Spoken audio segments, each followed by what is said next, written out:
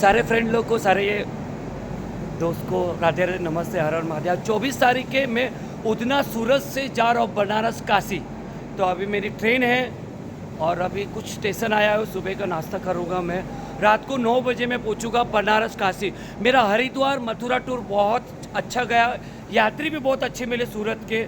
अब मुझे नए यात्री मिलेंगे बनारस काशी में। तो देखो अभी मैं बनारस काशी यूपी घूमूँगा।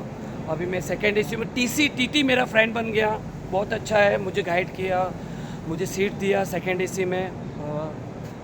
बहुत मज़ा आई। अभी देखो बनारस काशी मेरा टूर कैसा जाएगा। तो अभी मैं जा रहा हूँ। अच्छा है, सेकेंड एसी कोच में मिला है, एसी है, सीट दिया है, अच्छा है, वेरी नाइस। ये हमारा सेकेंड एसी सीट है, ठीक है। पर गुजरात जैसी मजा नहीं है इसमें। हमारे पूरी कोच में गुजराती मैं अकेला हूँ। हम गुजराती है। हाँ वो गुजराती, देखो ये भी गुजराती है।